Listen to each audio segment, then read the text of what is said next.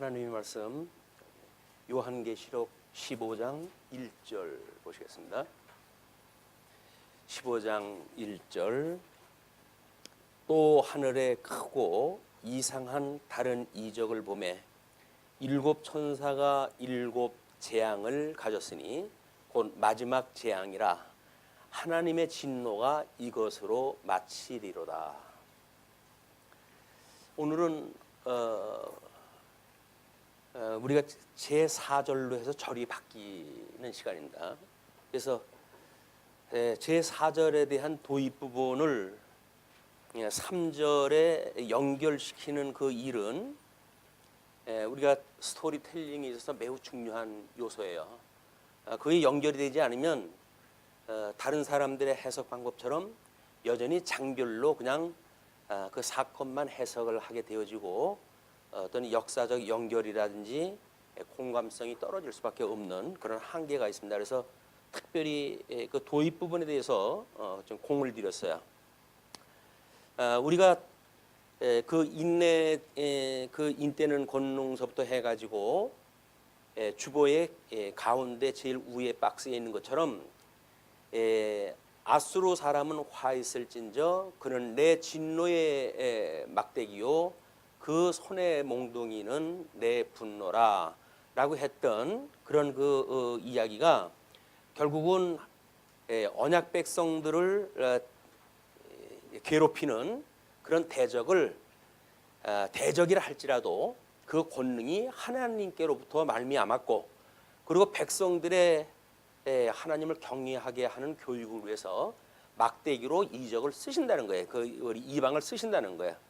그런데 그 이방이 자기에게 주어진 권세 이상으로 택한 백성들을 이제 몽둥이로 때리기 때문에 하나님께서 그걸 분노로 해가지고 다 멸절시킨다는 그런 그 이야기로 우리 그 2절, 3절, 4절에 대한 전체 내용을 그렇게 구도를 잡은 겁니다.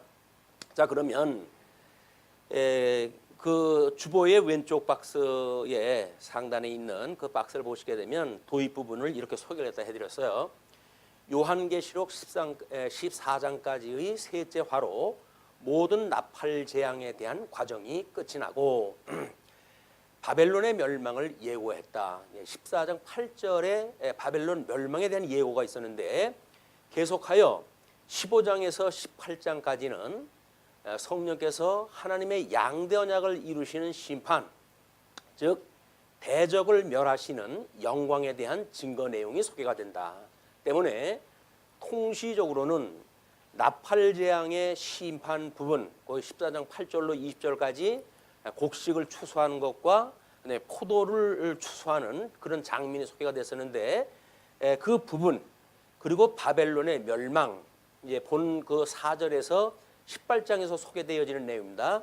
그 바벨론의 멸망 부분과 그다음에 짐승과 거짓 선지자의 멸망 이건 19장 11절서부터 20장까지 천년 왕국이 세워지기 전까지의 그런 그 상황이 또 언급이 되어지거든요. 그 부분과는 의미와 다르게 겹친다. 이건 통시적으로는 겹치지만 의미는 달라요. 설명하는 그 의미가. 그래서 그걸 여러 각도에서 지금 그렇게 설명을 다 하고 있기 때문에 그렇게 설명을 드렸어요. 그리고 15장에서 18장까지는 성령께서 하나님의 양대 언약을 이루시는 심판, 그 심판은 일곱 대접 재앙 예고, 그 다음에 음녀와 짐승의 사역, 그 다음에 바벨론의 멸망, 이것이 15장서부터 18장까지의 큰 대목이었어요. 그것을 통한 영광의 증거 내용이다. 특히 15장, 16장은 이제 오늘 우리가 살필 내용입니다. 심판을 위한 재앙을 이적의 이상으로 예고하시는 내용이다. 이상으로 보여주시는 장면인데 예수 그리스도의 재림과 심판 이런 것은 마치 노아 때 그리고 로세 때와 같다. 그래서 믿음으로 노아는 방주를 지어 그 집을 구원하였으나 의의 상속자가 되고 세상을 정죄하였다. 그래서 믿는 자는 구원을 받지만 믿지 않은 자는 멸절되어진다고 하는 노아 시대 때의 그 홍수 심판이 결국은 예표로 불심판을 보여주는 일이기 때문에 내용의 그 방법이 똑같습니다. 그래서 말세에 조롱하는 자들은 주의 재림도 심판도 믿지 않았다가 멸망당하였다라고 하는 것이 4절의 대강의 이야기예요. 그걸 이제 그 도입 부분에서 그래서 설명을 드린 겁니다. 자, 그러면 15장 그 내용은 이제 모세의 노래가 소개가 되어져 있고 16장서부터 7 대접의 재앙이 소개가 되어져 있기 때문에 15장 1절부터 우리가 한번 본문을 살펴보십니다.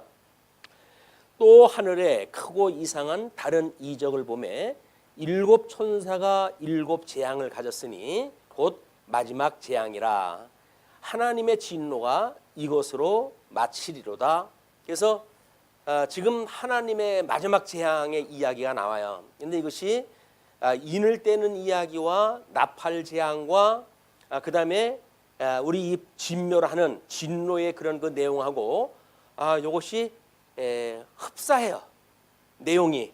그래서 우리 그 도표의 가운데 도표를 보시게 되면 마태복음 24장 내용을 소개를 했고 거기서 인을 떼는 권능, 그다음에 7 나팔을 통한 영광, 그다음에 심판을 통한 영광 이렇게 해서 구분했다 했잖아요. 거기에 네 번째까지는 조금 미색 박스에다 집어넣고 나머지 건 하얀 박스에다 집어넣었어요. 그건 뭐냐면 그것이 유사하다는 거예요. 이제 그 유사하다는 내용을 우리가 보게 되면 일단은 레위기 24장 15절로 23절까지 동해보복법이라고 하는 걸 우리가 연상을 했다 할 필요가 있어요. 하나님께서는 택한 백성들을 7 나팔 재앙으로 해가지고 이제 그 이방들이 공격을 갖다 해왔기 때문에 그거고 똑같은 법을 통해 가지고 그 이 대적들을 하나님이 멸망을 시키신다는 거예요. 같은 해, 동해라고 하는 것은 같은 해를 이야기하는 겁니다. 또는 뭐 동태라고도 이야기를 해요. 그 죄의 형태가 같은 이런 그 의미가 있기 때문에 그래서 그런 동해보복법이라고 하는 것을 우리가 연상을 하시게 되면 이것이 왜 7 나팔 재앙하고 그다음에 그 대접 재앙하고 흡사한 어떤 병행 문구처럼 이게 되어져 있을까? 이걸 우리가 알 수가 있는 거예요. 근데 이거를 과거에는 그냥 심화되어지는 과정이다라고까지만 소개가 되어져 있지 특징이 소개가 되어져 있지는 않기 때문에 이걸 이렇게 하나의 이야기로 엮어낼 수가 없었던 거예요. 왜냐하면 7 나팔 재앙도 똑같은 걸 설명했다 했고 그다음에 그 7 대접의 재앙도 똑같은 평행구로 해가지고 설명이 되어졌기 때문에 똑같은 얘기가 왜 반복이 되지? 때로는 3분의 1 재앙이고 이건 전멸이라고 하는 재앙하고 그 어떤 정도는 다르지만 형식이 같은 거야. 그래서 이거를 더 심화시키는 심판이다 이렇게 이야기를 하는데 단순하게 심화시키는 그런 것이 아니라 택자를 중심으로 했던 재앙인가 아니면 불택자를 진멸하시는 진노의 하나님의 형벌인가라고 하는 것이 엄연하게 구분이 되어지는 거야. 그러니까 하나님께서 택한 백성들을 공격했던 그 죄목을 그대로 가지고 그 다음에 대적을 했다 그걸로 전멸을 시켜버리시는 거야. 이것이 하나님의 법을 이루어가시는 법이에요. 하나님이 양대 언약을 우리한테 복과 나라로 주셨는데 이 복과 그 다음에 이 나라를 하나님이 양대 언약으로 주셨다고 이렇게 이야기를 했습니다. 근데 이 양대 언약은 우리 창조 사역에 있었던 일이라고 그랬잖아요. 근데 이 창조 사역에 있었던 일은 상대적인 걸로 처음부터 주시지 않아요. 왜냐하면 하나님은 절대자이시기 때문에 우리가 첫째 날 천지를 창조할 때도 마찬가지죠.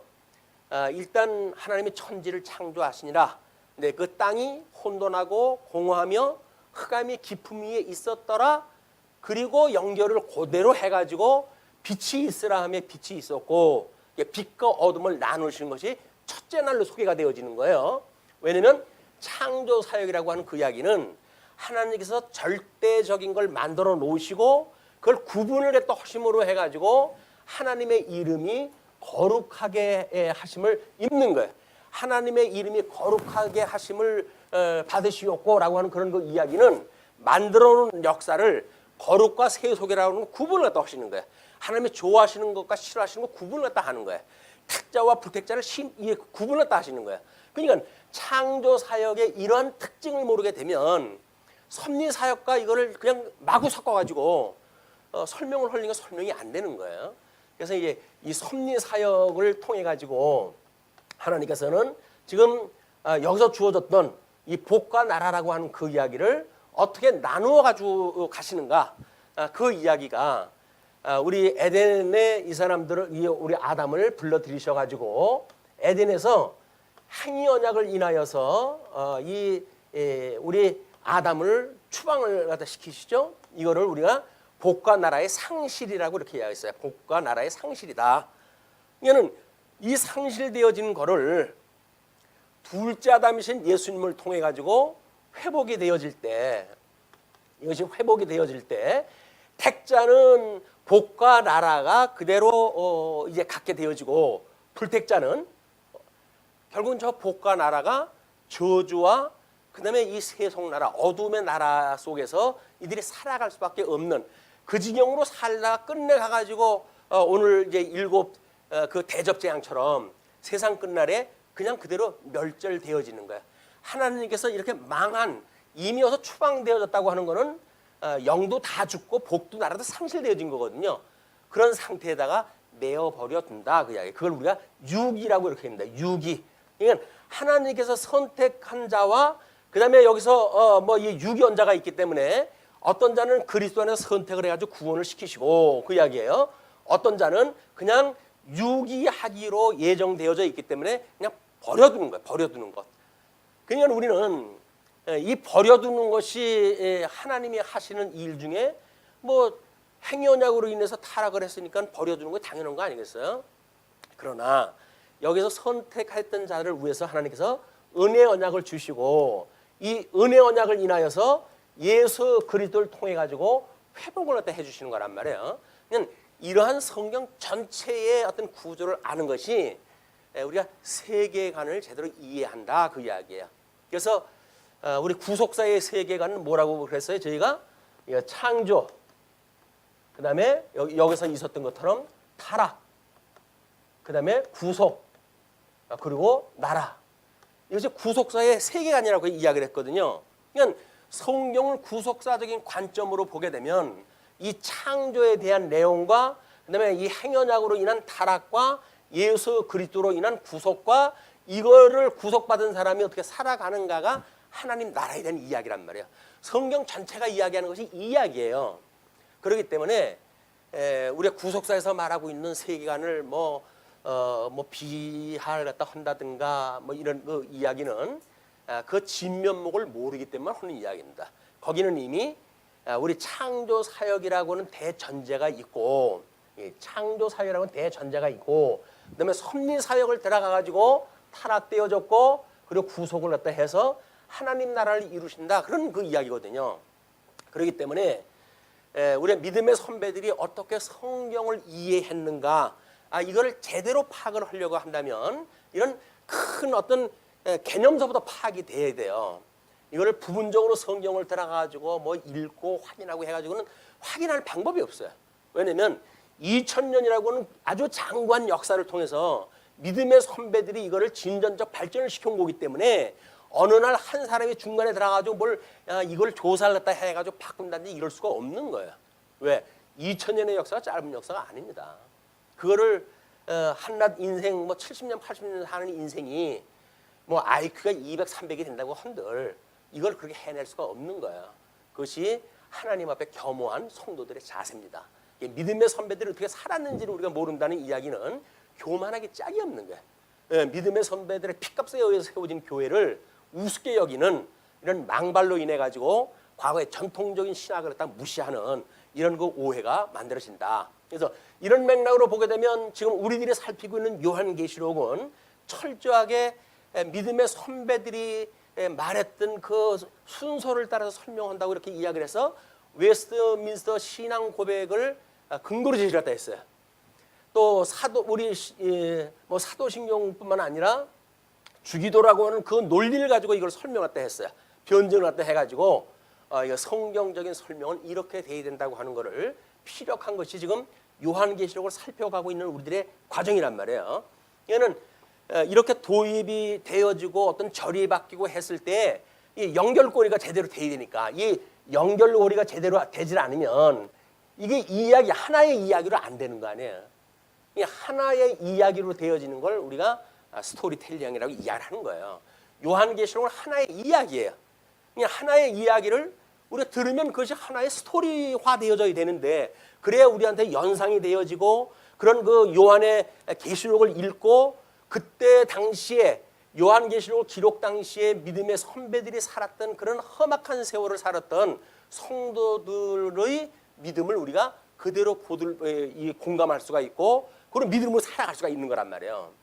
그 사람들하고 아무 관계없는 성경이라고 한다면 그건 의미가 없어요.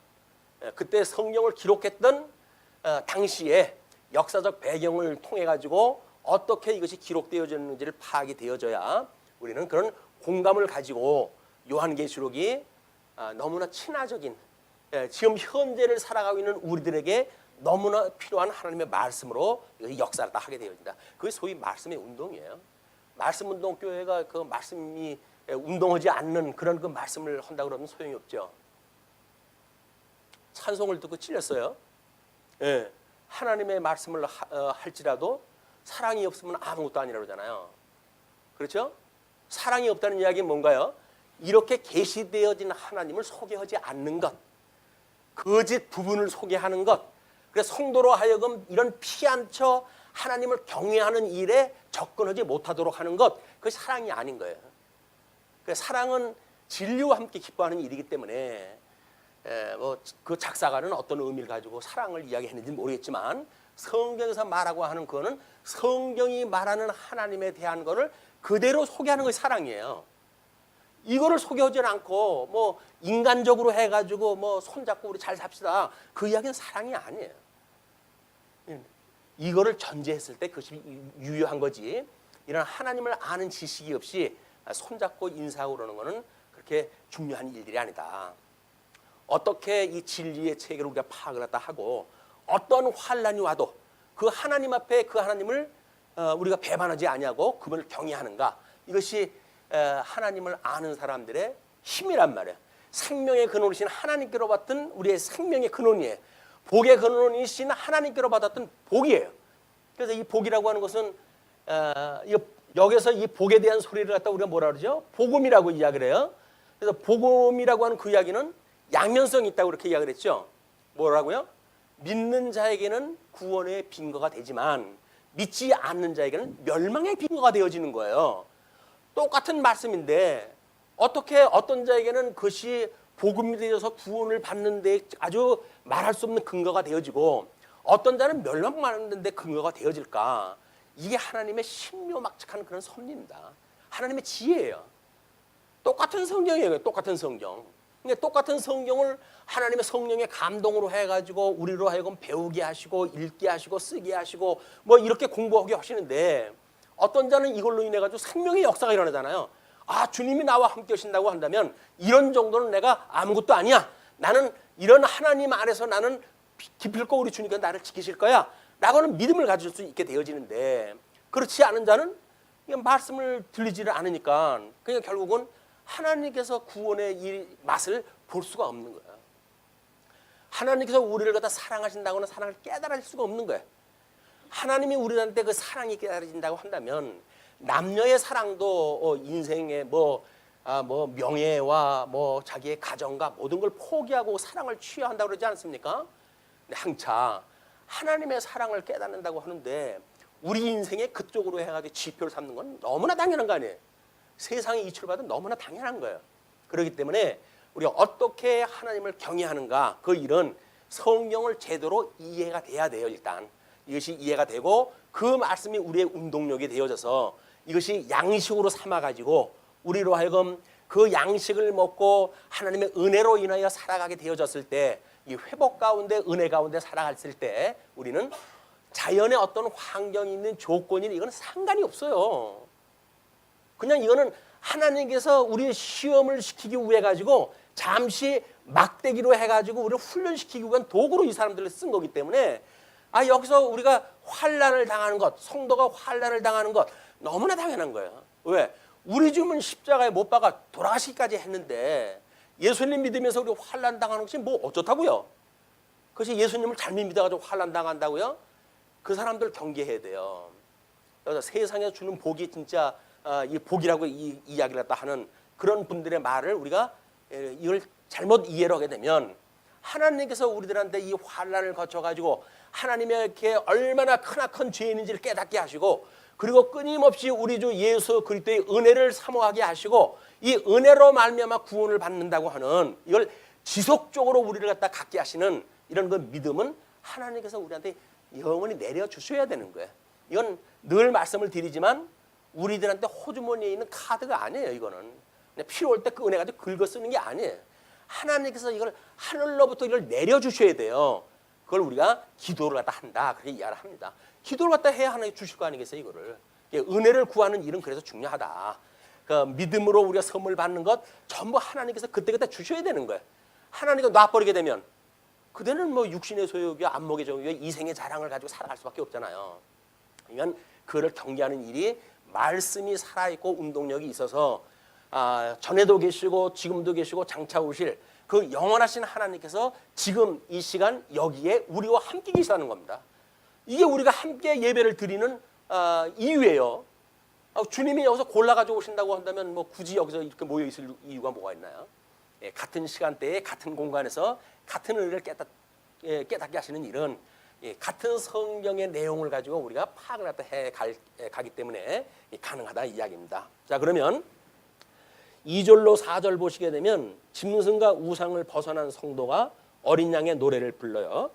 자, 또 내가 보니 불이 섞인 유리바다 같은 것이 있고 짐승과 그의 우상과 그의 이름의 수를 이기고 벗어난 자들이 유리 바닷가에 서서 하나님의 검은고를 가지고 그 이야기는 뭡니까? 이 회복을 갖다 해 가는 가운데 예수 그리스도 또는 거기에 이들의 증인을 갖다 삼았던 이런 사람들 이 사람들의 어떤 피값에 의해 가지고 우리가 구속에 참여한 사람들 아니에요.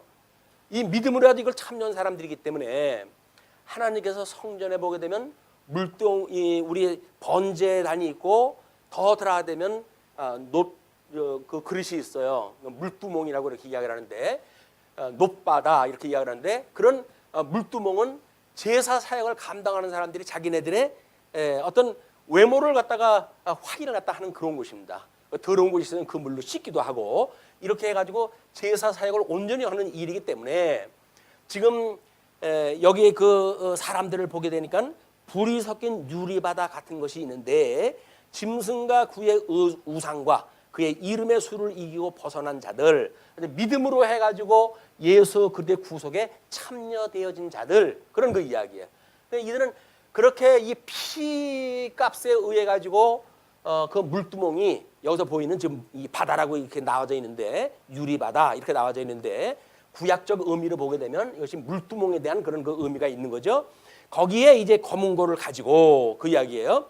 하나님의 종 모세의 노래 어린 양의 노래를 불러 이르되 주 하나님 곧 전능하신 이시여 하시는 일이 크고 놀라우시도다.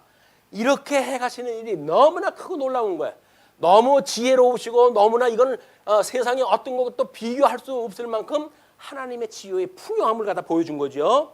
우리 로마서에서 기자가 이야기했던 것도 그 같은 맥락의 이야기입니다. 그래서 크고 놀라우시도다. 만국의 왕이시여 주의 길이 의롭고 참되시도다.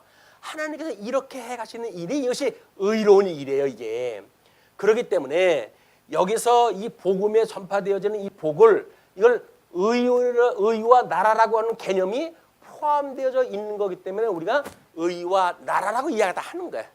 이걸 문자적으로 이해를 해가지고 복인데 왜 그걸 의라고 이야기하느냐라고 이야기를 하게 되면 이 성경 그 전개되어지는 내용들을 한참을 읽어 나가야 거기서 왜 의라고 이야기를 하는지를 감을 잡을 수가 있어요.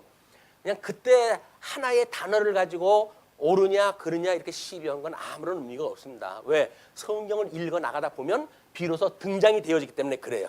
그래서 이 구속 섭리를 갖다 했을 적에는 하나님 복음에는 하나님의 의가 나타난다고 이렇게 이야기를 하잖아요. 하나님의 의가 나타나서 믿음으로 믿음에 이르게 하니까 오직 의인은 믿음으로 살리라 함과 같다라고 해서 믿음을 가진 자들만이 하나님의 의의 은혜를 입고 살아가게 되어지는 거예요. 자, 그렇게 하고 주여 누가 주의 이름을 두려워하지 아니하며 영화롭게 하지 아니하오리까 오직 주만 거룩하시니이다. 주의 의로우신 일이 나타났음에 만국에 와서 주께 경배하리라 하더라. 지금 이제 우리들의 그 내용을 보시게 되면 신명기 32장을 보시게 되면 출애굽을 했던 이스라엘 백성들이 이제 있고 그들을 대표하여 모세가 노래하는 장면이 나와요. 그것이 신명기 32장에 기록이 되어져 있는데 뭐 우리가 지금 이 요한계시록하고 비슷한 구조가 여러 가지가 있어요. 15절로 18절까지는 이스라엘의 배교, 19절부터 25절까지는 하나님의 진노, 그리고 이제 26절로 38절까지 하나님의 공의와 자비 이런 것들을 소개를 했다 하고는 39절로 43절 보시게 되면 대적에 대한 하나님의 징벌이 소개가 되어져요. 그게 지금 요한계시록의 구조가 똑같은 거예요. 지금 거기에서 그 32절, 39절 말씀을 소개해드리면 이제는 나 곧 내가 그인 줄 알라. 나 외에는 신이 없도다. 나는 죽이기도 하며 살리기도 하며 상하게도 하며 낫게도 하나니 내 손에서 능히 빼앗을 자가 없도다. 이는 내가 하늘을 향하여 내 손을 들고 말하기를 내가 영원히 살리라. 내가 내 벤적이는 칼을 갈며 내 손이 정의를 붙들고 내 대적들에게 복수하며 나를 미워하는 자들에게 보응할 내 화살이 피에 취하게 하고 내 칼이 그 고기를 삼키게 하리니 곧 피살자와 포로된 자의 피요 대적의 우두머리에 너희 그 민족들아 주의 백성과 즐거워하라. 주께서 그 종들의 피를 갚으사 그 대적들에게 복수하시고 자기 땅과 자기 백성을 위하여 속죄하시리라. 자기 백성들은 속죄를 다 하시고 대적들은 어떻게 한다고요? 전부 멸절을 갖다 시키셨다는 거예요. 그것이 모세가 불렀던 노래예요.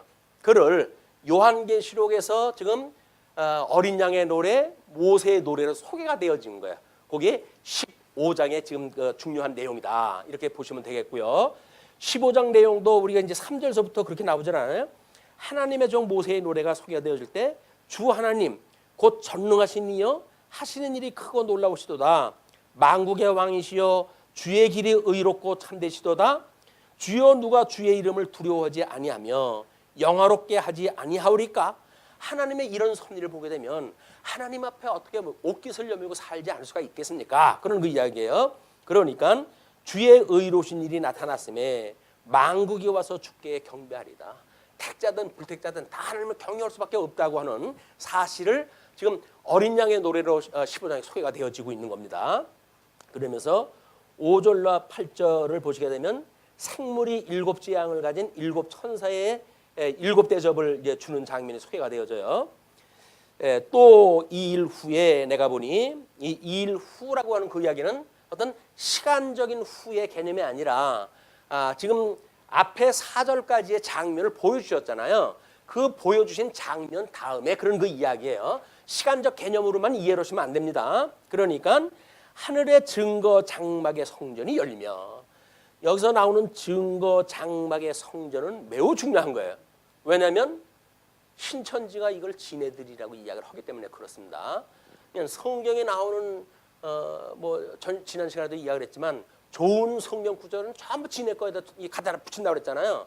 뭐 14만 4천도 갖다 붙이고 신천 신지도 지네 거에다 갖다 붙이고 여기서 말하고 있는 하늘의 증거 장막 성전도 자기네를 갖다 이야기를 하는데 한마디로 너무 무식한 거예요. 성경이 너무 무식해요. 근데 재미난 거는 신천지로 빠지는 사람들에게 물어보게 되면 왜 갑니까? 라고 그랬더니 거기서는 성경을 너무나 잘 가르쳐줘요. 무료 신학원에서는 신학도 가르쳐준답니다.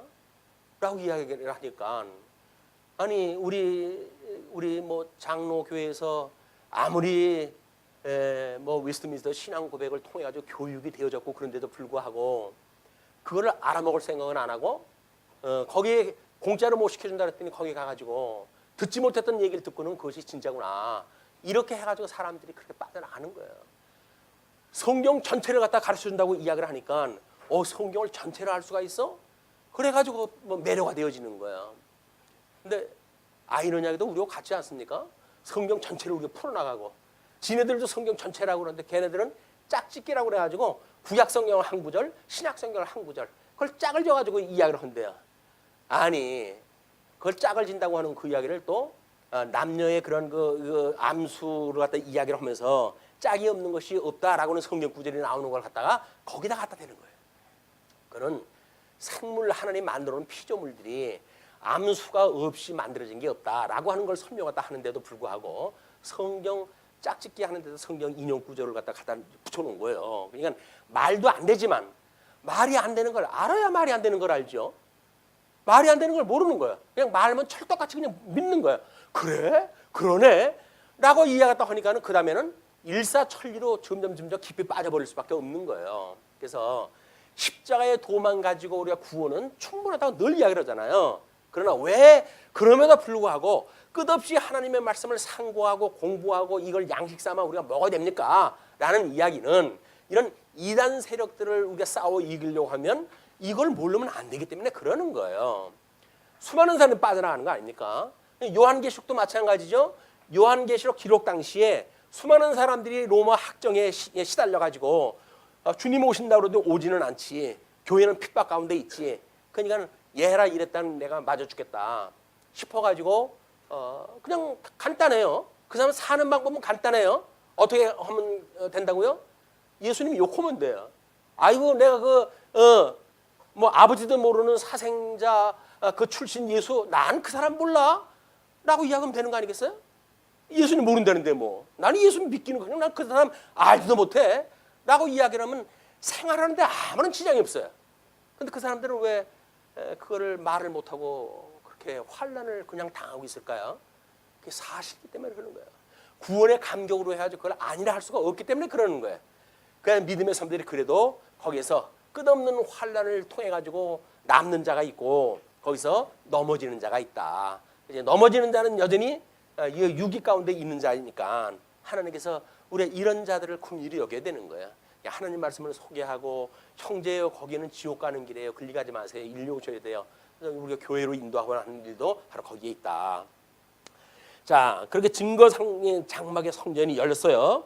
그러면 우리 먼저 보려도 하늘의 장막이 열리고 거기에 하나님의 성전이 보인다고 이렇게 설명을 했잖아요.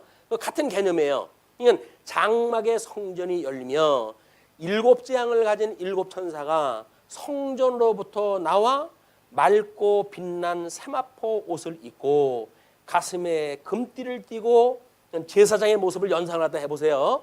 그럼 네 생물 중에 하나가 영원토록 살아계신 하나님의 진노를 가득히 담은 금대접 일곱을 그 일곱 천사들에게 주니 하나님의 영광과 능력으로 말미암아 성전의 연기가 가득 차매 연기라고 하는 건 영광이라고 그렇게 이야기했어요. 그 영광이 가득 차매 일곱 천사의 일곱 재앙이 마치기까지는 성전의 능이 들어갈 자가 없느니라. 그런 우리 예수 그리스도의 십자가의 사역, 그 다음에 이 두 증인을 비롯한 믿는 사람들이 구원의 회복에 되어지는 것, 흰옷 입은 무리들이 14만 4천과 동수가 되어지는 것, 유형교회와 무형교회가 일치되어지는 것, 그때가 되기 전까지는 안 된다 그 이야기예요. 그렇게 되어지는데, 자 16장 1절서부터 이렇게 소개가 이제 장면이 계속되어집니다. 16장 1절은 큰 음성이 일곱 천사에게 일곱 대접을 쏟으라고 명하는 장면이 소개가 되어져요. 또 내가 들으니 성전에서 큰 음성이 나서 일곱 천사에게 말하되 너희는 가서 하나님의 진노의 일곱 대접을 땅에 쏟으라 하더라. 다 하나님 거로 말미암는 거예요. 모든 권능이 우리 하나님께로부터 이 권능으로 인해 가지고 이제 나팔 재앙을 갖다 했을 때도 여전히 하나님께 주신 권능에 기초해 가지고 재앙을 주었고, 그다음에 이 권능에 의해 가지고 지금 여기서 진노에 대한 이것도 하나님의 이 권능에 의해 되어지는 거다. 그냥 만사가 하나님의 주권이 아닌 것이 없어요. 다 하나님께서 절대 주권을 가지고 계시다. 거기에 이 권능으로 주어지는데 택한 백성들이 이 재앙을 어떻게 피해갈 수가 있는가? 그건 하나님의 은혜가 아닌데요. 그래서 우리가 이제 이 마지막 진노 장면을 보게 되면 아까 심판에 대한 그런 그 이야기라고 그러지 않습니까? 그러면 우리가 창세기 1장 28절 여기 보게 되면 뭐라 그랬어요? 생육 번성하고 땅에 충만하라, 땅을 정복하라 이렇게 했어요.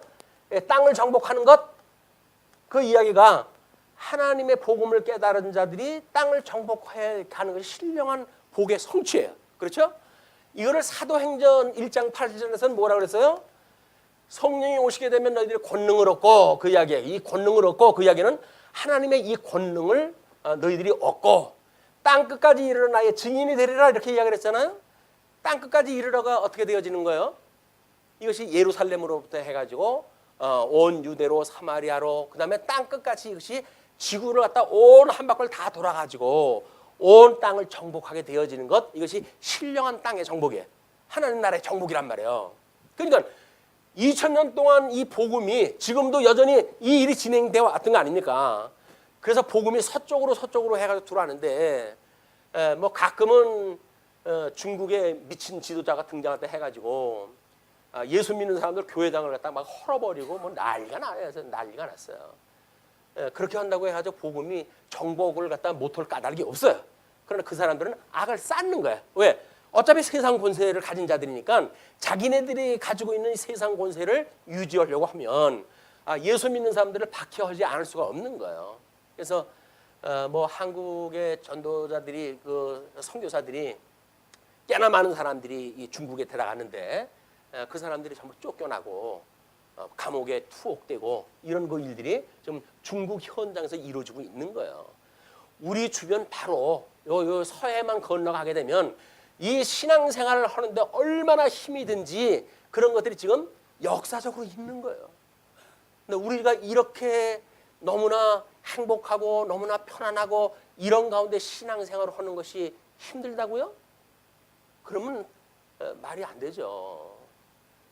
우리 그 서해만 건너게 되면 중국 사람들이 그 지하실 같은 데 몰래 숨어가지고 예배를 드리다가 공안들한테 걸려가지고 끌려가고 포복당해가지고 이런 일들이 벌어지는데 예수 믿는다고 우리한테는 두고 구박하는 사람은 아직 없잖아요. 아직은 없어요. 대한민국에. 그나마도. 그렇다고 한다면 우리가 신앙생활을 하도록 우리 치정자들을 위해서 얼마나 기도를 갖다 해야 되는가. 요즘 이상한 사람들이 이제 기독교가 이 권세 잡은 사람도 투쟁을 갖다 하는 것이 기독교라고 생각하는데 그렇지는 않습니다. 기독교는 종교와 이 정치가 분리되어 있는 거예요. 그래서 믿는 사람들이 하나님을 섬기기 위해서 세상 치정자들이 정치를 잘해주기를 위해서 기도를 하래요. 성경은 위에 권세 잡은 자들을 위해서 기도하래요. 그런데 권세 잡은 자들을 못 잡아먹어가지고 그렇게 이 안달이 났으면 그건 성경이 말하고 있는 기독교가 아닙니다. 왜 그렇게 그 기독교의 근본주의자들이 이런 그 세상 정치에 대해서 뛰쳐나가고 그리고 사회구원이라고 하는 이름으로 해가지고 복음이 아니라 혈과 육의 전쟁을 갖다 벌이는지 참 이 성경을 그들이 알고 그런 일을 갖다 하는지 답답한 거예요. 기독교는 사회를 구원하기 위한 게 아니에요. 그 세상 속에서 사회 속에서 구원받은 사람들이 지금 교회를 이루고 살고 있기 때문에 이제 뭐 복음을 가졌으니까 세상으로 나가서 복음을 증거해야 되겠죠. 그러나 세상을 향해서 우리가 그 사람들을 투쟁하고 그러는 것이 아니다. 하나님이 이 정복하게 하시는 그런 것을 보고 깨닫고 그래서 우리가 참여되어짐을 인하여 기뻐하고 세상 사람들은 거기에 매달려 있는데 하나님은 우리를 우정 하나님의 나라의 백성으로 우리를 갖다가 하나님 나라를 소망으로 살아가게 하신다는 거 아닙니까? 이것이 요한계시록을 배우는 큰 기쁨인 거예요. 하나님 나라 그걸 소망으로 살 수가 있잖아요. 거기는 이 세상에서 지금 이 시간에 우리 주님께서 우리를 데려가신다 하실지라도 우리는 개의치 않는 거 아니에요? 새 생명을 얻고 새로운 피조물이 되어져서 하나님 나라에 우리가 가게 되어지는데 아직 젊으신 분들은 좀 억울한 바가 없지 않아 있겠죠. 그렇잖아요. 더 세상에 좀 살만한데 왜 동급으로 치냐. 목사님은 나이 먹어가지고 70 넘어가지고 먼저 가면 혼자나 가지. 이걸 보편화를 갖다 하느냐. 뭐 이런 생각도 하실지 모르겠지만 마찬가지예요. 어린 나이에 주님 앞에 가는 것도 복인 거예요. 이 환난 가운데 가는 건 복이다. 왜? 이 환난, 이 하나님의 어둠의 세계로부터 우리를 빛으로 옮기셨으니까 이 어둠으로부터 해가지고 이 빛으로 옮겨진 것, 이 빛의 세계로 우리가 사는 것, 그걸 뭐라 그랬어요? 새로운 피조물이라고 그래요. 새로운 피조물. 근데 이는 새로운 피조물이라고 하는 것이 관념적인 게 아니에요. 이건 실체적인 것. 이 빈 껍데기 육체만 벗어버리면 그냥 여기 가는 거예요, 우리가. 이런 실체적인 내용을 우리가 가지고 신앙생활 하는 거 중요하다. 자, 그렇게 해서 이제 그렇게 한 뒤에 2절 표받은 자에게 헌대 재앙이 임하는 첫째 대접 이상이 소개가 되어지죠. 거기에 전에 있었다가 16장 2절 첫째 천사가 가서 대접을 땅에 쏟음에, 여기 특징이 뭡니까? 나팔 재앙도 그렇고 그냥 나팔을 불 때 나타나는 현상만 이야기를 했어요. 그런데 대접 재앙을 또 할 적에는 어디에라고 하는 것이 소개가 되어져요. 그 어디라고 하는 그 이야기는 뭔가 근본이 되어지니까 근본을 갖다 쳐가지고 다 깨트려 버리시겠다는 이야기겠죠. 자, 그러니까 하나님께서 그 대접을 땅에 쏟음에 짐승의 표를 받은 사람들과 그 우상에게 경배하는 자들에게 악하고 독한 종기가 나더라. 이거는 땅에 쏟았을 때 뭐 우리 13장 공부를 할 때 땅에서 오른 짐승도 이걸 깨트려 버리면 다 깨지는 거죠. 땅에서 오른 짐승도 마찬가지고. 그다음에 뭐 우리 그 나팔 재앙 때 했을 때 거기에 그 사람들이 어떤 그 우박과 뭐 이런 그 피해를 갖다 입었는지 그런 그 내용도 평행 구절로 우리가 같이 보시면 좋습니다. 3절 보시게 되면 둘째 천사가 그 대접을 바다에 쏟음에 바다가 곧 죽은 자의 피같이 되니 바다 가운데 모든 생물이 죽더라. 하나님께서 넷째 날 우리 그 물과 무출을 갖다 구분을 갖다 해내시잖아요. 태양을 갖다 만드시고 그다음에 다섯째 날 물과 무출을 갖다 나눠 놓으시는데 그 무출 육지라고 그러고 물을 바다라고 그렇게 이야기했다 했어요. 원천적으로 뭡니까? 넷째 날 이후 만들었던 모든 피조물들의 심판이 시작되어진 거예요, 이게. 그렇죠? 그렇게 보시게 되면 이건 이미 마지막 날 불심판으로 해가지고 전 우주적 종말을 하나님께 심판했다 준비했다 하신 거다. 이런 개념으로 우리가 보아질 수가 있는 겁니다. 그리고 이제 4절에 보시게 되면 4절로부터 7절까지 강과 물 근원의 피가 됨을 찬양하는 셋째 대접 이상의 소개가 되어지는데 셋째 천사가 그 대접을 강과 물 근원에 쏟음에 피가 되더라. 내가 들으니 물을 차지한 천사가 이르되 전에도 계셨고 지금도 계신 거룩하신 이여 이렇게 심판하시니 의로우시다. 이게 심판의 역사라는 거예요. 지금 이게 부택자들을 갖다 심판하시는 그 심판의 역사이기 때문에 그것이 하나님께서 하시기 때문에 의로우신 겁니다 라고 이야기를 했다 찬양했다 해요. 그러면서 6절에 그들이 성도들과 선지자들의 피를 흘렸으므로 뭐 끝없이 예수님이 우리 그 아벨로부터 스가랴에 이르기까지 그 피 흘린 것이 너희들에게 돌아간다. 너희 조상들의 그 피가 너희들에게 돌아간다라고 하는 걸 이야기했듯이 그 피가 이렇게 피를 흘리게 한 자들에게 다 돌아간다는 이야기예요. 그러니 그 선지자들의 피를 흘렸으므로 그들에게 피를 마시게 하신 것이 합당하니이다. 그 한 절만 봐도 동해보복법의 그런 이치가 맞죠. 피를 흘리게 했으니까 너 피를 갖다 흘리는 거 당연한 거야. 그런 거 이야기인 거예요. 그냥 동해보복법이라고 하는 것이 하나님의 심판 방법이에요. 예, 하나님이 하나님을 대적해? 알았어. 그럼 내가 고르고 똑같이 너를 갖다 죽여버릴게. 그래야 주님이 갖다 하시는 거예요. 그냥 하나님을 우리가 경외하지 않을 수가 없는 겁니다. 하나님에 대한 걸 성경을 통해서 배우게 되면 그 하나님을 우리가 무시하고 뭐 회방하고 그럴 수가 없는 거예요. 천지를 지으신 하나님 앞에 우리가 그냥 경거망동할 수가 없다. 그렇게 만약에 경거망동을 한다고 한다면 하나님께서 그랬어? 네가 그랬단 말이지? 그렇게 하시는 거예요. 그리고 오래 참음으로 기다려 주셔야지. 우리 언젠가 말씀을 듣고 돌아올 때가 있으면 돌아오겠으니까 그렇게 기다려 주시지만 끝내 돌아오질 않으면 네가 네 소원대로 내가 해줄게. 소원대로 하는 게 뭐예요? 그냥 심판하시는 거예요. 자,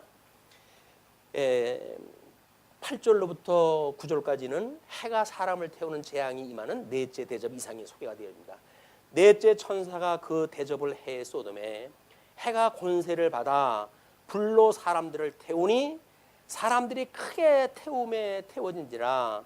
이 재앙들을 행하는 권세를 가지신 하나님의 이름을 비방하며, 하나님의 이런 능력이 드러나는데 이 사람들의 이게 참 어쩔 수 없는 것이 뭐냐면 하나님을 비방을 해요. 아이고 에이그 뭐 해가 아직도 뜨거운 맛을 못 봐가지고 하나님을 비방을 하는 거야. 하나님의 이런 능력을 봐가지고 내가 이런 전능자야, 내가 약속한 대로 너희들을 이렇게 구원하고 너희를 믿는 자들을 갖다가 구박하는 자들은 내가 전부 진멸시킬 거야 라고 이야기를 갖다 해서 그런 역사를 선멸시내도 에이그라고 이야기하는 거야. 에이그. 이게 계란 잘못 먹으면 큰일 납니다. 에이그 병에 걸리게 되면 에이그 그래서 그렇게 행하는 권세를 가지신 하나님의 이름을 비방하며, 또 특징이 뭐예요? 회개하지 아니하고 돌아올 마음이 없어요. 그래서 끊임없이 예수님께서 나를 믿지 않으면 구원받을 수 있는 기회가 있지만 내가 보낸 자 성령을 너희들이 방해하고 해방하게 되면 너희는 구원 못 받아 라고 하는 이야기는 뭡니까? 우리 주님은 지상사역 끝나면 천상사역 하시잖아요. 이제 하늘로 가시잖아요. 그래서 성령을 보내주셔가지고 당신이 그리스도인 걸 증거를 하는데, 그거를 성령의 그 권함을 받지 않는다고 한다면 그 사람은 하나님과 멸망시킨다, 그 이야기에 구원받을 수가 없어, 그런 그 이야기죠. 그러니까 비방하고 또 회개하지 아니하고 주께 영광을 돌리지 아니하더라. 이런 진멸의 역사 이런 것들 보고 우리 하나님의 영광을 돌려야 돼요. 이런 그 영광이 하나님의 능력이 대단하십니다. 천지를 지으신 하나님의 그 영광이 대단하십니다. 하나님의 이름이 거룩히 여김을 받으시고 그 나라가 임하여 주세요. 그래서 그 뜻이 하늘에서 이룬 것처럼 이 땅에서 이루어지기를 기도합니다 라고 하는 것이 이 하나님의 좋은 뜻이 이루어지는 거니까 우리가 살고 있는 이 땅에서 이루어지기를 우리가 기도하겠다 하는 거죠. 자, 그러면 10절로 보시게 되면 질병이 퍼지는 재앙이 임하는 다섯째 대접 이상이 소개가 되어져요. 또 다섯째 천사가 그 대접을 짐승의 왕자에 쏘더니 그 나라가 곧 어두워지며 사람들이 아파서 자기 혀를 깨물고, 얼마나 고통스러운지 이렇게 표현이 되어지는 겁니다. 그래서 아픈 것과 종기로 말미암아 하늘의 하나님을 비방하고 그들의 행위를 회개하지 아니하더라. 아프면 저 좀 살려주세요 해야 될 거 아니겠어요. 아픈데 진짜 나하고 이럴 거예요? 하나님을 대적했다 해가지고 정말 이럴 거예요 나한테? 이래가지고 하는 건 아니죠. 하나님이 우리를 얼마나 사랑을 하셔서 예수 그들 보내주셔가지고 십자가에 못 박아 죽는 데까지 내어주신 분인데, 그 사랑을 깨닫지 못하고 우리가 고통을 느낀다고 한다면 주님 저 좀 제발 살려주세요. 우리가 이 시험에 들게 하지 마시고 이 악에서부터 날 건져주세요 라고 하는 걸 기도를 갖다 해야 되는데, 건져달라고 하는 얘기 안 하는 건 뭐예요? 아직 살만하다는 겁니다. 이 땅에 살만하니까 구원 우리가 살려달라고 하는 얘기를 안 하지. 물에 빠져가지고 지금 꼴락꼴락 하는데 살려달라고 손을 갖다 안 든다고요? 어느 황후 장사가 그렇게 해요? 안 돼요. 목숨이 경각에 달리게 되면 할 수 없이 무릎 꿇게끔 돼 있어요. 무릎 꿇지 않은 건 뭐예요? 아직은 내 힘대로 살만해요. 주님 손 빌릴 필요 없어요 라고 이야기를 하는 거예요. 우리 얼마나 고집쟁이고 얼마나 하나님 앞에 그런 그 고집으로 똘똘 뭉쳤으면 하나님의 그 진노의 모습을 보고도 이런 역사를 갖다가 우리 통해가지고 성경을 통해서 공부할 때 했는데도 불구하고 그분한테 손을 내미지를 못할까요? 우리 그냥 그분이 너가 두들기면 네가 찾게 되어져, 네가 마음을 열게 되면 내가 너한테 들어갈 거야 라고 이야기했다 하시는데 왜 나한테 들어온다 그래?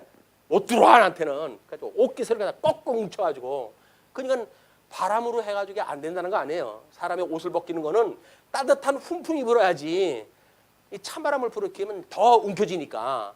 근데 하나님의 복음은 훈풍 아닌가요? 이 사랑의 메시지 아닌가요?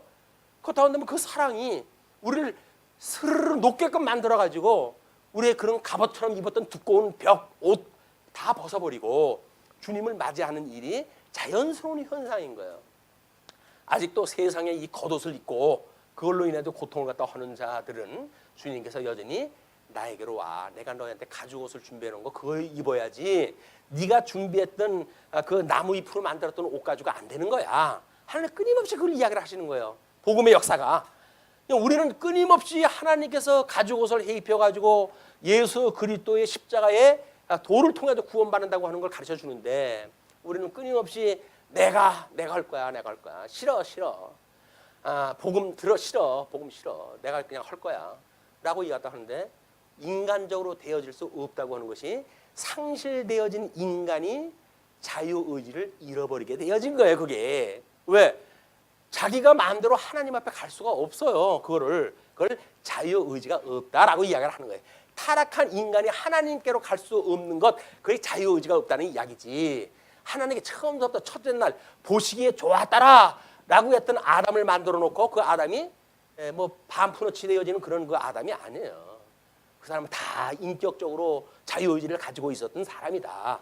단지 이 행연약으로 해가지고 복과 나라를 상실했다 하고 하나님과 원수가 되어져 가지고 스스로 하나님께 나아갈 수가 없어요. 뭐 우리가 괴로운데도 불구하고 주님 만나가지고 기쁘고 즐거우면 얼마나 좋겠어요. 그분 찬양하고 그분과 함께 기쁘고 함께 기뻐하는 사람들과 함께 기뻐하면 얼마나 좋겠어요. 근데 그게 왜 안 될까요? 우리 힘으로 안 된다니까요. 그냥 하나님께 주신 은혜가 아니면 안 돼. 이게 이 하나님께 주신 은혜가 아니면 안 되기 때문에 우리는 끊임없이 은혜를 구해야 된다. 은혜를 주세요. 은혜를 주세요. 그래서 뭐 옛날에는 그래도 은혜 구한 나에게 은혜 주시고, 뭐 은사 구한 나에게 은사 주시고, 뭐 이런 걸로 해가지고 감동도 받고 그러는데, 성경에 대한 걸 너무 알다가 보니까는 가장 기본적인 것이 왠지 처져 버려요. 이제 유치해. 내가 지금 어떤 성경을 알고 있는데 겨우 구원에 대한 그 도를 가지고 내가 이 이야기를 해야 되겠어? 이건 천만의 말씀이에요. 가장 기본으로 돌아가는 거야. 많은 걸 안다고 생각을 해야 되면 아무것도 모르는 거예요. 아는 게 뭐예요? 그 핵심을 이렇게 방대해가지고 성경을 66권을 우리가 분해해가지고 공부하는 그 핵심이 뭐라고요? 십자가의 도예요. 근데 십자가의 도를 지나가지고 다른 걸 안들 모르고 있어요. 은혜도 모르고 구원의 감격도 없고 아무것도 없잖아요. 그런데 설사 이런 거는 모른다 할지라도 십자가의 도를 붙들고 있는 분들은 은혜의 감격 속에 살아가요. 우리는 이 진리를 방대하게 연구하고 그러다가 보니까는 교리를 아는 거에 대해서는 상당히 진전이 있었고, 복음을 지키는 데는 진전이 있었는데 뭐를 잃어버렸도다? 에베소 교인들처럼 사랑을 잃어버렸다는 거예요. 사랑을 잃어버린 것. 그렇기 때문에 하나님께서 너희들한테 이 복음을 갖다 촛대를 또 옮기시겠다는 거예요. 그게. 그러니까 우리가 하나님 앞에 이 은혜를 구하는 것, 그 이야기는 교리를 지키는 건 매우 중요하죠. 이 진리를 지키는 건 매우 중요하죠. 그러나 십자가의 도라고는 근본 정신이 빠져버리게 되면 아무도 아니라는 이야기예요. 그것이 아까 찬송을 불렀던 내용이라고 불러집니다. 생각됩니다. 우리가 천사의 말을 할지라도 그 이야기 아니에요? 그런데 사랑이 없으면 아무것도 아니래잖아요.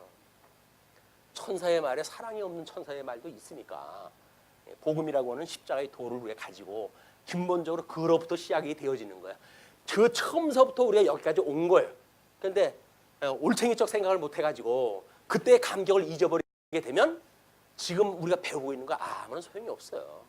모든 출발은 첫 번째 거기서부터 출발이 되어지는 것 때문에 그렇습니다. 그래서 우리가 첫사랑을 회복하고 그거로부터 진리를 더욱 확장해가는 일이 지혜로운 일이다. 자, 그렇게 해서 이제 그 10절서부터 그 이야기죠. 질병이 퍼지는 재앙을 임하는 다섯째 재앙인데,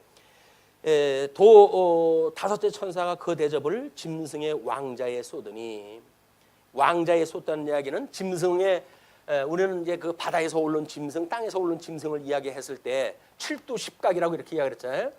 칠두 십각이라고 한다면 로마 제국이라든지 정치 권세를 가지고 있던 자들의 모든 그 보좌, 또는 그들의 하수인들로 살아가면서 택한 백성들을 공격했던 모든 자들, 이런 자들 보좌 위에 하나님께서 잔을 갖다 쏟는 거예요.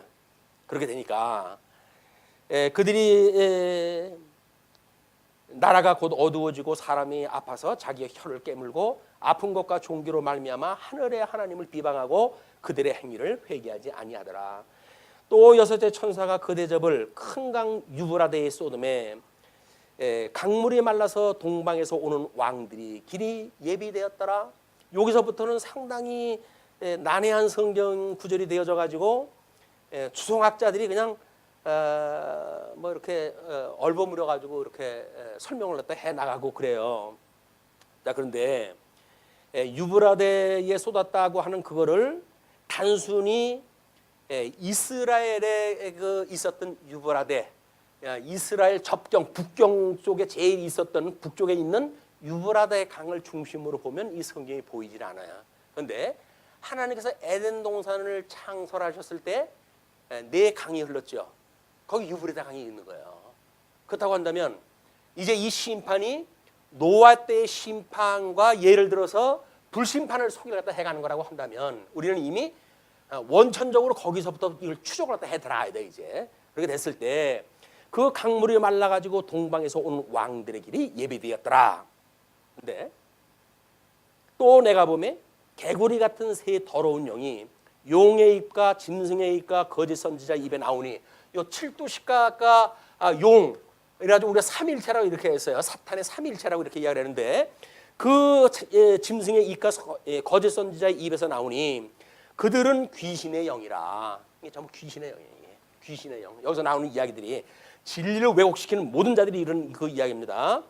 그러니 그들은 귀신의 영이라 이적을 행하여 온 천하 왕들에게 가서 하나님 곧 전능하신 이의 큰 날에 있을 전쟁을 위하여 그들을 모으더라.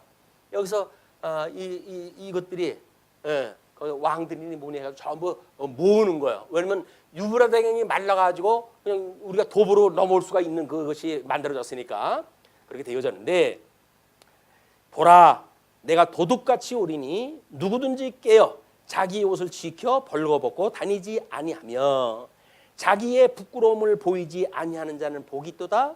뭐라고요? 가죽옷을 해 입고 예수 그리스도를 의로 방패를 삼고 살아가는 성도들에게는 하나님의 구원에 참여가 되어졌으니까 부끄러움을 보이지 아니하는 자는 복이 있다, 그 이야기예요. 이런 가운데서 끊임없이 예수 그리스도로 말미암은 의를 힘입어 살고 있는 자, 이런 자들은 복이 있는 자다. 그런데 주님이 어떻게 오신다고요? 도둑같이 온대요. 그 도둑같이 온다는 이야기가 우리 아까 서문 그 인문을 갖다 이야기했을 때 그랬잖아요. 마치 노아 때 그리고 로세 때와 같다. 그래서 믿음으로 노아는 방주를 지어서 그 집을 구원하였으나 의의 상속자가 되고 세상을 정죄하였다. 말세에 조롱하는 자들은 주의 재림도 심판도 믿지 않았다가 멸망당하였다. 믿지 않아요, 그 사람들은. 그렇기 때문에 어떻게 노아가 방주를 질 때 세상에서는 어떤 상태로 있었는지 그걸 우리가 생각을 하게 되면 구약 성경에서 말했던 물심판, 이 불심판에 대한 예표로 보였던 물심판을 가만히 들여다보게 되면 불심판의 그 심판의 모습이 다 거기에 담겨져 있는 거예요. 그러니 새 영이 히브리어로 아마겟돈이라 하는 곳으로 왕들을 모으더라. 이 아마겟돈이 뭐 이 성경 단어 가지고 해석도 분분해요. 아마겟돈, 막 그거는 무기또의 그런 그 산이라고 하는 걸 이야기할 거다. 뭐 이런 그 단어에 대한 해석 외에는 할 방법이 없어요, 이 사람들이. 이걸 성경 신학적으로 풀지를 못하고 그냥 주경 신학적 입장에서 단어를 가지고 풀어나가니까 안 풀리는 거예요. 그러나 만약에 지금 새 영이 그렇게 한다고 했을 때 보세요. 우리는 노아의 홍수가 있었죠. 이 노아의 홍수. 이 노아의 홍수는 뭐예요? 물심판이에요. 물심판. 그런데 수많은 사람들 중에 하나님께서 심판을 이제 선언을 갖다 하시고 방주를 지라고 그러는데 노아의 8 식구만 하나님의 그 말씀을 듣고 노아의 방주를 지어요. 허다한 사람들이 전부 조롱을 갖다 해요. 쟤 뭐 한다냐? 햇볕이 나는데 산에서 배 짓고 쟤 뭐 한다느냐? 라고 해가지고 얼마나 비웃고 장난을 치는지 몰라요. 그런데 노아는 꿋꿋이 그냥 이걸 지어요. 나무로 캐고 뭐 나무 자르고 갈 뭐 닦고 뭐 그땐 대패가 없었으니까 어떻게 뭐 다듬었는지 모르겠어요. 그래 다듬어가지고 방주를 하다 짓는 거 아니에요? 그리고 이 물 심판으로부터 이가 구원을 받아요.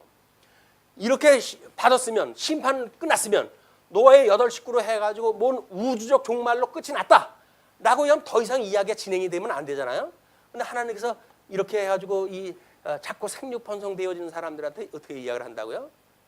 이들이 간이 배밭으로 나와가지고 야 우리 탑을 높이 쌓아가지고 하늘에 닿도록 탑을 쌓자. 그래서 하나님이 우리 흩어짐을 면하게 하자. 하나님을 대적하는 이런 그 음모를 시작을 하는 거예요. 왜? 구원받은 시간이 지나가게 되면 악이 관영하게끔 되어져 있습니다. 우리가 이 복음이 전파되어진다 할지라도 시간이 지나가다 보게 되면 이미 그런 게 다 퇴색이 돼버리고 말아요. 그러니까 이 대적자들의 그런 미혹에 빠져가지고 야 우리 이 하나님의 흩어짐을 면하자라고 이걸 싸니까 하나님께서 이걸 어떻게 하셨다고요? 이걸 바벨탑이라고 이렇게 해서 바벨탑이라고 그랬어요. 이 바벨탑을 허시고 노아의 세 아들을 중심으로 해가지고 물론 여기서 이 약속으로 하신 거지만 그래서 셈과 함과 야벳이라고 하는 이런 것으로 해가지고 전 인류를 세상으로 흩어요. 세상으로 흩었다는 그 이야기는 우리가 하나님의 말씀을 듣고 사도행전 1장 8절에서 복음을 듣고 땅끝까지 증인이 되어진다는 이야기나 이것이 모형적으로 해가지고 같은 내용이겠죠. 이런 의미로 해가지고 우리가 그 여섯째 나팔 이 여섯째 이 대적대왕에 대한 이런 성경적 배경을 읽어내야 이 내용이 뭔지 보이는 거예요. 단어만 가지고는 안 보여요 이게. 그러니까 그런 감정을 가지고 이걸 다 보셔야 되는 거예요. 그래서 아메겟돈이라고 하는 곳으로 왕들을 모으라. 하나님께서 이거 흩어버렸잖아요. 이제 이게 다 흩어버렸잖아요. 이게 유럽으로 해가지고 이게 아시아로 해가지고 또는 이거 아프리카로 해가지고 그 다음에 유럽으로 해가지고 다 인류를 갖다 흩어버렸는데 유브라데 강이 말라버리니까는 여기서 이 못돼 먹은 그 왕들 안에 이제 이 지네들 하수인들 이거를 그쪽으로 모으는 거예요. 모으는 것. 그렇기 때문에 17절에 보시게 되면 21절까지 번개, 음성, 뇌성, 지진, 우박이 내리는 일곱째 재앙이 소개가 되어지는데요. 일곱째 천사가 그 대접을 공중에 쏟음에 공중에 쏟아야 그 공중이라고 하는 이야기는 이미 거기에 아래에 있는 우리 이 태양계 위에서 그 공중에다가 대접을 부었다는 이야기는 그 아래 살고 있는 사람 모든 사람들이 영향을 받을 수밖에 없는 겁니다. 그러니까 소돔에 큰 음성이 성전에서 보좌로부터 나서 이르되 되었다. 뭐가 됐다고요? 심판이 다 됐다. 그게 하나님의 선언이. 이것이 여덟 번째 우리 그 나팔재앙 또는 여덟 번째 그것은 뭐라 그래요? 그래서 잠시 조용하더라. 그렇게 해가지고 인을 갖다 소개를 했잖아요. 이렇게 마찬가지로 하나님께서 구도를 똑같이 평양 구조로 만들어 준 거예요. 거기서도 힌트 못 얻으면 그냥 할 수 없지 뭐 어떡하고 있어요. 거기서 힌트를 얻어야 이거는 권능에 대한 것, 이거는 우리 재앙에 대한 것, 이거는 심판에 대한 것을 따로따로 의미를 우리가 깨달을 수가 있는 겁니다. 그렇게 해서 큰 성이 세 갈래로 갈라지고 큰 지진이 있는데 번개와 음성과 우레소리가 있고 이건 하나님의 권능의 그런 그 소리죠. 또 큰 지진이 있어 얼마나 큰지 사람이 땅에 있어 온 이래로 이같이 큰 지진이 없었더라. 큰 성이 세 갈래로 갈라지고 만국의 성들도 무너지니 큰 성 곧 바벨론이 하나님 앞에 기억하신 바 되어 그의 맹렬한 진노의 포도주잔을 받음에 각 섬도 없어지고 산악도 한데 없더라. 또 무게가 한 달란트나 되는 큰 우박이 하늘로부터 사람들에게 내림에 사람들이 그 우박의 재앙 때문에 하나님을 비방하니 그 재앙이 심히 크미러라. 우리 그 여섯 번째 인을 갖다 이야기했을 때 그 사람들이 뭐라 그랬어요? 우리를 갖다가 이 바위 밑에서 숨게 해달라. 우리 하나님께서 내리시는 이 진노를 피할 수 있도록 해달라라고 하는 걸 간구하잖아요. 그게 이 대접재앙으로 그대로 드러나는 거야. 그래가지고 끝내 하나님께서 피할 수 없도록 다 진멸을 시키는 역사가 소개가 되어진 거예요. 그래놓고 이제 17장, 18장에 가게 되면 그 진노의 대상들이 어떻게 사역을 했고 어떻게 멸망되어지는지 구체적으로 설명이 되어지는 겁니다. 오늘 공부가 안 되면은 다음 장도 별로 의미가 없어요. 오늘 말씀 여기서 줄이죠. 기도하시겠습니다.